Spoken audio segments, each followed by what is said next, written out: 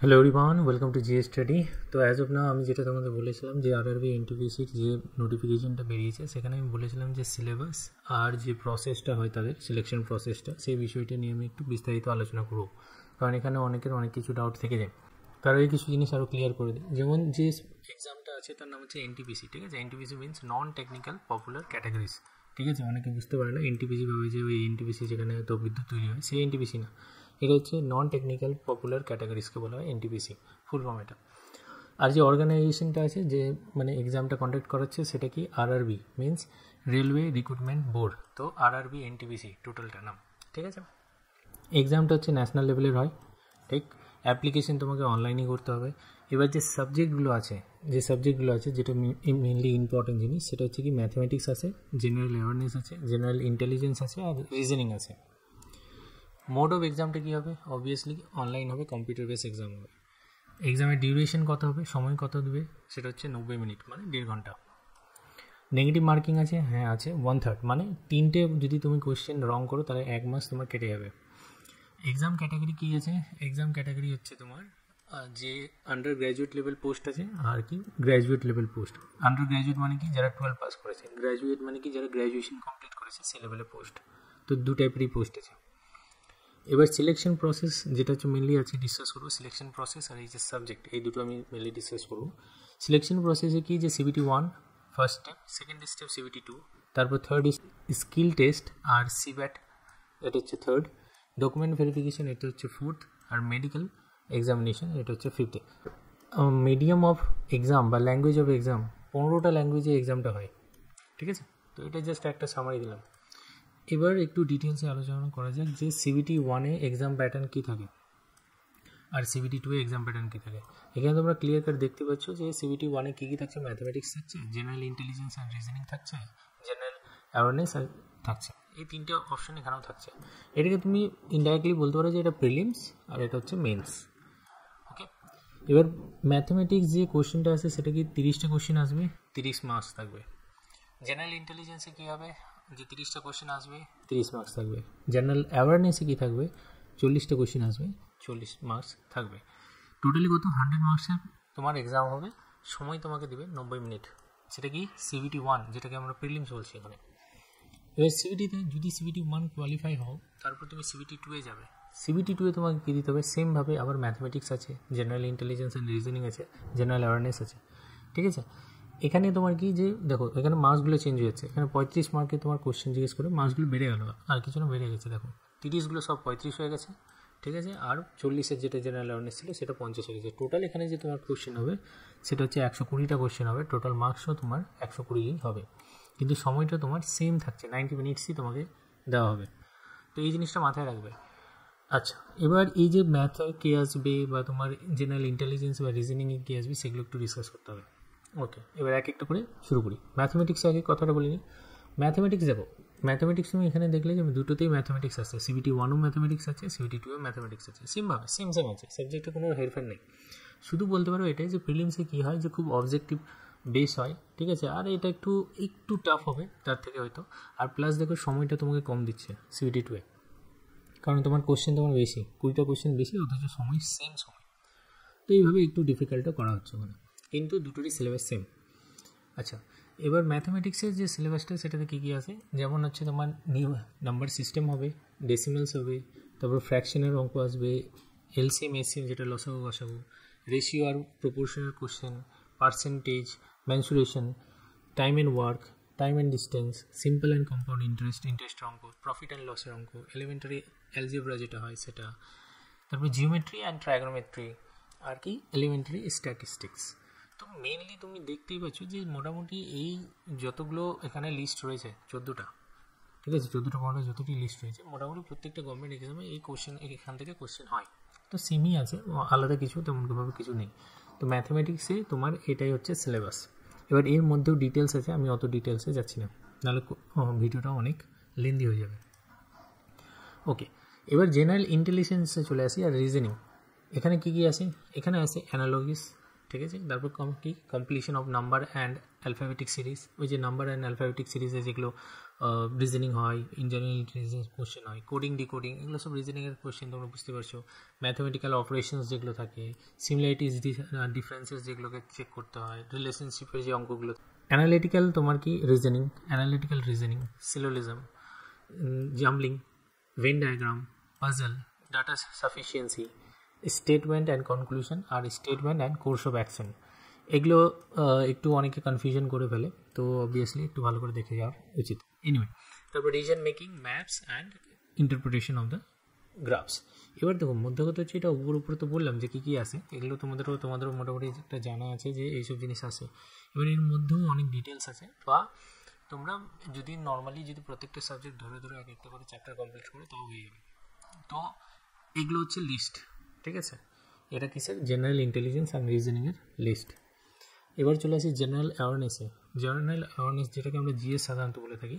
General অ্যাওয়ারনেসে কী কী আছে দেখো, current event, কোনো ন্যাশনাল বা ইন্টারন্যাশনাল ইম্পর্টেন্সে কোনো কারেন্ট ইভেন্ট হয়েছে, ঠিক আছে, যেটা হয়তো নিউজে আছে। গেমস অ্যান্ড স্পোর্টস, যেটা হয়তো নিউজে আছে রিসেন্টলি। আর্ট অ্যান্ড কালচার, ঠিক আছে, এটা হিস্ট্রি পার্ট হয়ে গেল। ইন্ডিয়ান লিটারেচার, ঠিক আছে, ইন্ডিয়ান লিটারেচারে কী যে কোনো সাহিত্যের উপর বা কিছুর উপর যেগুলো সাধারণত হয়, তার উপর কোনো পদবি বা কোনো পুরস্কার যদি কেউ পায়, বা কোনো কিছু একটা যদি বুক টুক কেউ লিখেছে। Monument and the places of India, ঠিক আছে। তারপর কি যে জেনারেল সায়েন্স আছে আর লাইফ সায়েন্স আছে, সেটা কি 10th ক্লাস স্ট্যান্ডার্ড হয়, সিবিএসই বোর্ডে 10th ক্লাস স্ট্যান্ডার্ডে general science and life science. History of India আর কি ফ্রিডম স্ট্রাগল হয়, ঠিক আছে। History of India freedom struggle, এটা অবভিয়াসলি হিস্ট্রি পার্ট হয়ে গেলো তোমার, মডার্ন হিস্ট্রি পার্ট। তারপর কি বলেছে, physical, social and economic geography of India and world. তো এখানে কি এটা জিওগ্রাফির পার্ট হয়ে গেল, ঠিক। তারপর কি পলিটি, দেখো ইন্ডিয়ান পলিটি অ্যান্ড গভর্নেন্স থেকেও কোশ্চেন হয়, ঠিক। তারপর কি in general scientific technology and development including space and nuclear programme. তো এগুলো যেগুলো যত কিছু নিউজে থাকে, বিশেষ করে এইসব জিনিস, এটা জিনিস যেগুলো নিউজে আছে সেগুলোর উপর থেকে মেনলি কোশ্চেন হয়, ঠিক আছে। এই যেমন তোমার জিওগ্রাফি, পলিটি বা তোমার এই যে সায়েন্টিফিক ব্যাটারগুলো, এগুলো যেগুলো নিউজে থাকে সেগুলোর উপর থেকে কোশ্চেন হয়। আর হিস্ট্রিতে নিউজের ব্যাপার নেই, হিস্ট্রিতে যে কোনো জায়গা থেকে কোশ্চেন হতে পারে। তারপর হচ্ছে UN and other important organisation, environmental issues concerning India. আচ্ছা, এনভায়রনমেন্টাল ইস্যুস বিশেষ করে ধ্যান রাখবে যেটা হচ্ছে ইন্ডিয়ার কনসার্নে আছে, মানে ইন্ডিয়া রিলেটেড বা ইন্ডিয়াকে ইম্প্যাক্ট করে, সেগুলো বেশি। আর কম্পিউটার অ্যাপ্লিকেশনের যেগুলো বেশি হয় সেগুলো থেকেও আছে। কমন অ্যাব্রিভিয়েশন আছে, ট্রান্সপোর্ট সিস্টেম অফ ইন্ডিয়া আছে, ইকোনমি, ইন্ডিয়ান ইকোনমি, আচ্ছা, ইকোনমি থেকেও কোশ্চেন হয়। ফেমাস পার্সোনালিটি, যারা ইন্ডিয়া বা ওয়ার্ল্ডের যেগুলো ফেমাস পার্সোনালিটিস আছে, রিসেন্টলি অলিম্পিকও হয়েছে, রাইট, তো অলিম্পিক থেকেও হয়তো কোনো কোশ্চেন আসতে পারে যে স্পোর্টস থেকে। Flagship government programme, flora fauna of India. তারপর হচ্ছে কি important government and public sector organisation of India, ঠিক। আর কারেন্ট যেগুলো জিকে আছে, অবভিয়াসলি কারেন্ট জিকে তো আসবে। এটা হচ্ছে তোমার সিলেবাস, ঠিক আছে। এবার এখানে একটা ইন্টারেস্টিং জিনিস বলি আরও, তোমাদের আরও কনফিউশনগুলো কমানোর জন্য। দেখো, আমি তো তোমাকে এখানে বলে দিলাম যে কী কী আসে সাধারণত, যে কোন কোন সাবজেক্ট থেকে, কোন কোন চ্যাপ্টার থেকে সাধারণত কোশ্চেন হয়। এবার এই কোশ্চেন তো হয় মানলাম, এবার মনে করে যে হতে পারে যে আচ্ছা নাম্বার সিস্টেম থেকে কটা কোশ্চেন আসতে পারে বা কতটা আমাকে ওখানে জোর দেওয়া উচিত। তো ওটার আমি আরও একটু সিম্পলিফাই করে দিচ্ছি তোমাদের জন্য। দেখো, সিম্পল অ্যান্ড, আর এটা যে বলতে পারো যে এটা যে ডাটাটা আছে, এটা মোটামুটি 5-10 বছরের একটা চেক করা হয়েছে, চেক করে বের করা হয়েছে। তো দেখা হয়েছে যে ওয়েটেজ কেমন আছে। যেমন compound, simple and compound interest থেকে 2 থেকে 3টা কোশ্চেন হয়, নাম্বার সিস্টেম থেকে 2 থেকে 3টা কোশ্চেন হয়, জিওমেট্রি থেকে 2 থেকে 3টা কোশ্চেন হচ্ছে, টাইম অ্যান্ড ওয়ার্ক থেকে 1 থেকে 3টা কোশ্চেন হচ্ছে, কোনোবার একটাও এসছে, কোনোবার 3টাও এসছে। প্রফিট অ্যান্ড লস থেকে 3 থেকে 4টে কোশ্চেন আসছে, তার মানে বেশ ভালো এখানে ওয়েটেজ আছে। অ্যাভারেজ থেকে 2 থেকে 3টা কোশ্চেন হচ্ছে, ঠিক আছে। পাইপস আর পাইপ থেকে 2টো কোশ্চেন, ফ্র্যাকশন থেকে 1টা কোশ্চেন। তো এগুলো তোমাকে না বেছে নিতে হবে যে কোথায় থেকে কত কোশ্চেন আছে। দেখো একটা যেগুলো আছে সেগুলোর ওয়েটেজ কম, ঠিক আছে। এখানে দেখো ডিআই থেকে ডাটা ইন্টারপ্রিটেশন থেকে 3 থেকে 4টা কোশ্চেন। তারপরে এই যে স্পিড অ্যান্ড ডিস্টেন্স যদি দেখো, তো এখানেও 3 থেকে 4টা কোশ্চেন, ঠিক আছে। আর এই যে আমরা প্রফিট অ্যান্ড লস দেখলাম, এখানে 3 থেকে 4টা কোশ্চেন। তো এইভাবে আমরা ওয়েটেজও দেখে বুঝতে পারি যে কোথায় থেকে কী টাইপের কোশ্চেন আসে বা কোন চ্যাপ্টারটাকে আমাকে বেশি রেফারেন্স দেওয়া উচিত।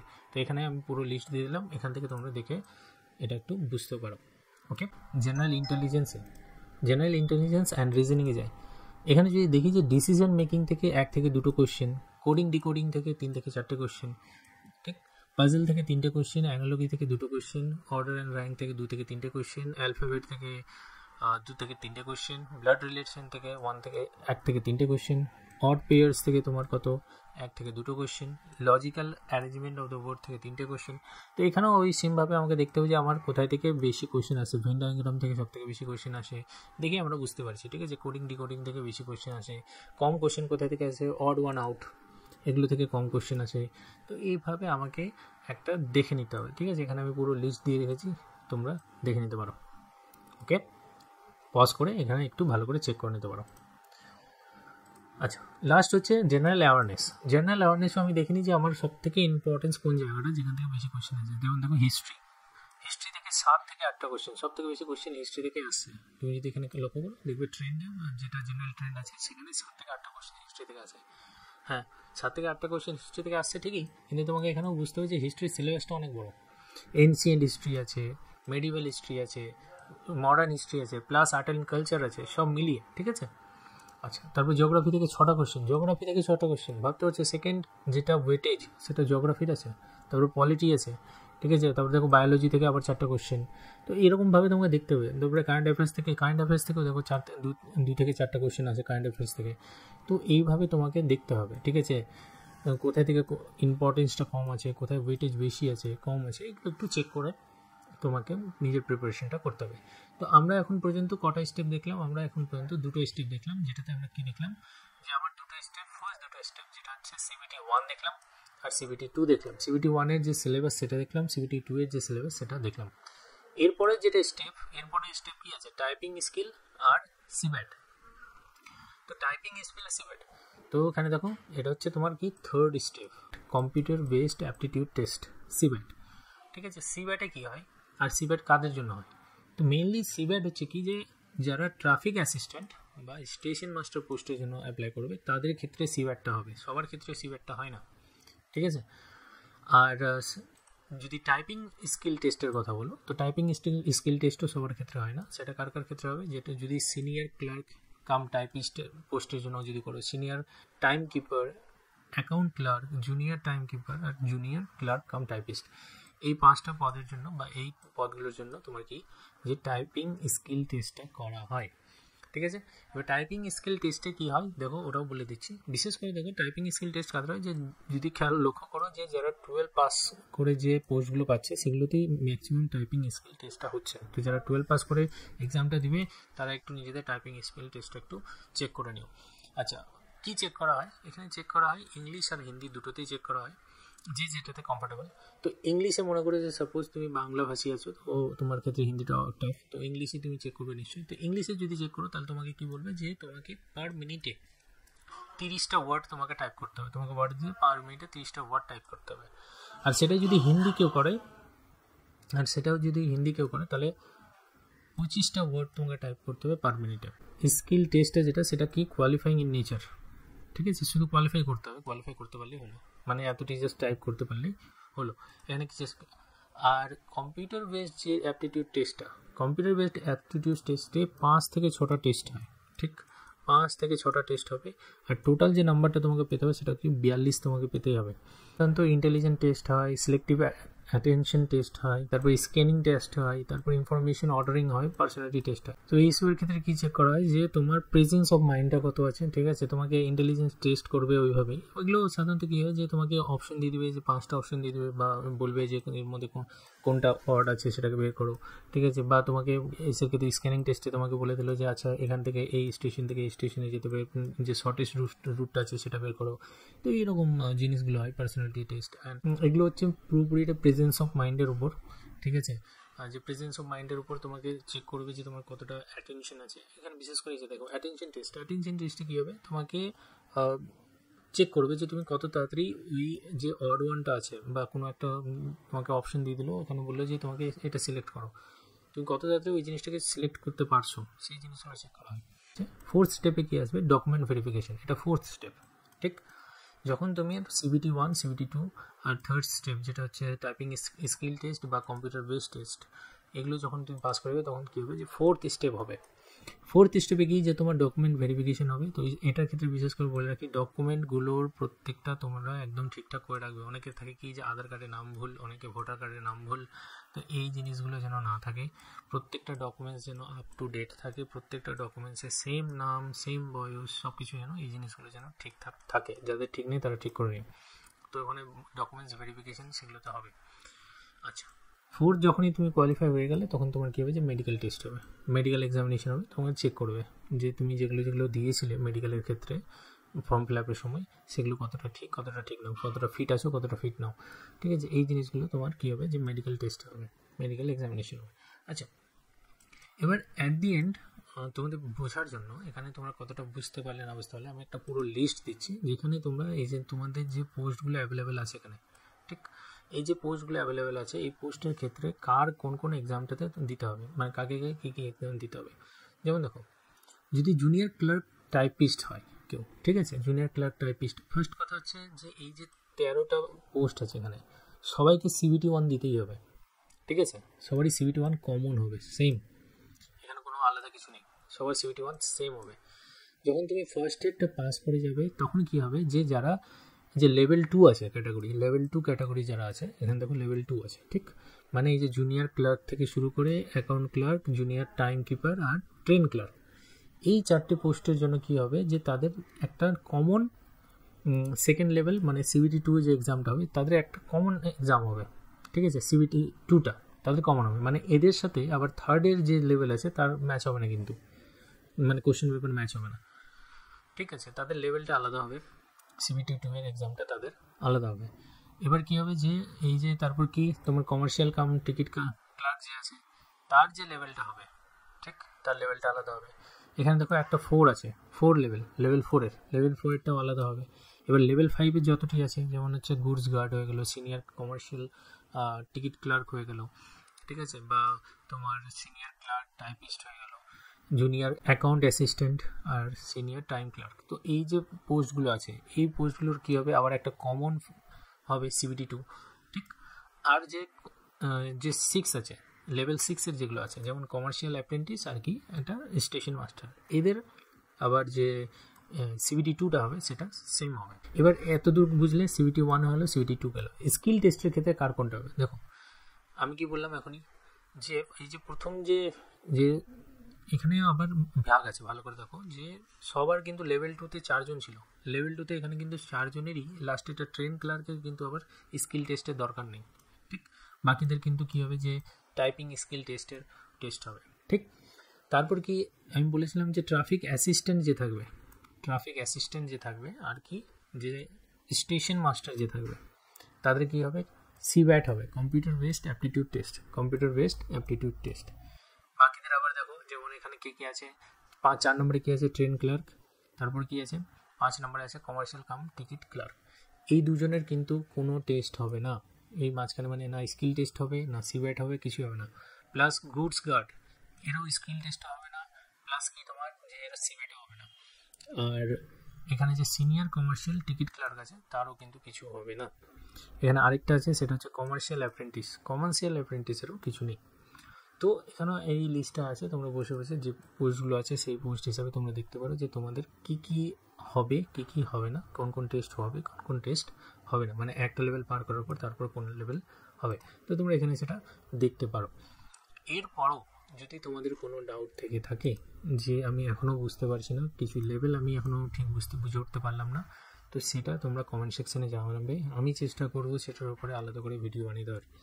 আচ্ছা, এরপরেও যেটা বললাম যে এরপরে যে এখানেও আমি একটা জিনিস বলেছিলাম যে সিলেবাসগুলো যে আছে, বিশেষ করে যে সিলেবাসগুলো যে আছে, ঠিক, এই সিলেবাসের ক্ষেত্রে কী আছে যেমন বলেছে হিস্ট্রি অফ ইন্ডিয়ার ফ্রিডম স্ট্রাগল। তো এই হিস্ট্রি অফ ইন্ডিয়ার ফ্রিডম স্ট্রাগল আমি কোনটা পড়বো, কী পড়বো, ঠিক আছে, এগুলোর উপরেও একটা ডিটেলস ভিডিও নেওয়া যেতে পারে, যদি কারো ইচ্ছে থাকে তো নিচে কমেন্ট সেকশনে জানাবে, সেগুলো করা যেতে পারে।